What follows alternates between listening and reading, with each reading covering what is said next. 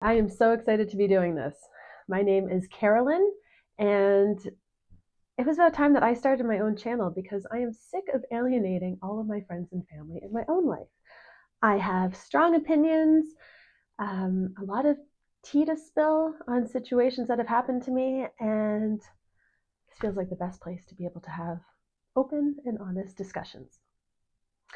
Some of the things that I look forward to talking about here are narcissistic abuse and healing from it. I had a pretty rough childhood that brought me to therapy once I had children of my own. And unfortunately, the doctor that treated me ended up being a psychopath. And I filed a report against him. He has lost his licenses since then. And I have learned a lot through that experience. So we'll talk about abuse, child abuse, therapy abuse, the signs, how to heal from it, know that there is a way to be able to move forward and to feel healthier eventually. We're also going to talk about neurodiversity and how, at my ripe age of, I'm not telling you, I discovered that I wasn't just sensitive all of these years, and feeling different and other for my entire life. I don't know, makes me really want to connect with other people who may also question whether or not they have ADHD or are autistic or both. And little spoiler, I am both. Um, there are certain challenges that come along with being autistic, especially in raising children, and then also with dealing with abuse and being a population that could be potentially more vulnerable to it. So we'll talk about that too. One of the other topics that I definitely want to cover here is motherhood and womanhood under the patriarchy. I see so much nonsense that I hope to shield my sons from, and that I hope that they don't also participate in as they are growing up. And yes, I'm a mother of two wonderful boys, empathetic, caring, hoping to do good in the world, and I would love to be able to explore topics that are meaningful to me in raising two boys. One of my joys, one of the things that has helped me heal a lot and brings me a lot of comfort is crochet. I love to crochet. This is one of the sweaters that I've made. I hope I'm not messing up the mic too much, but I crochet all of the time. I've got projects on the works constantly. This is a crop top, a little daisy square crop top that I'm putting together. I've discovered that a multitude of granny squares is not the best craft for me because I can get bored very quickly. So I'll know that going forward. But crochet has just been so wonderfully healing and meditative, and instead of obsessively doom scrolling and worrying about the state of the world now, I've decided to just pick up my hook and my yarn and just create projects. It's also really fun to think of the person that I'm creating for and the joy that it will bring to them. So occasionally I might show you what I'm working on and just talk about the healing benefits of such a wonderful fiber arts exploration. So follow along for that. One of the other mediums that I love is filmmaking and acting and storytelling visually. So there's going to be a lot of that here. I've been a professional photographer for 15 years. I started in New York City and was a studio manager. I worked for Harper's Bazaar and Bloomingdale's, and I loved it. I loved the creativity. I loved being on set. And I brought that skill set to family photography. So for the past 10 plus years, I have been my own boss. I run my own business. I was awarded the Best of Philly for Family Photography Award back in 2017, and that was a huge accomplishment. It made me feel very proud. But I've really been healing my own childhood wounds through photography and through showing children that they have always been loved. And now I've been able to use the photography experience, pair that with filmmaking, and I am just so excited to see where life takes me.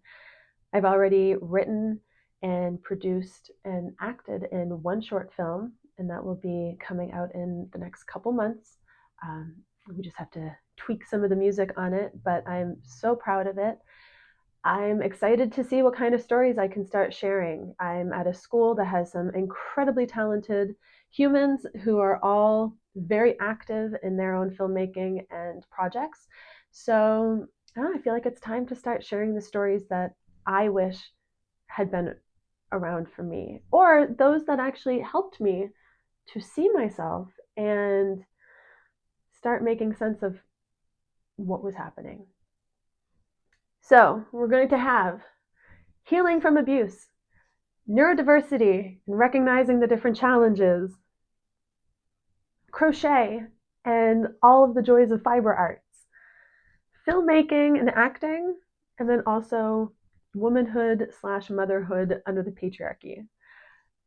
There are a lot of topics to cover, and I have some really good stories to share. So glad you're here. And if you please subscribe, comment below if there's anything in particular you think that you'd like to hear me talk about.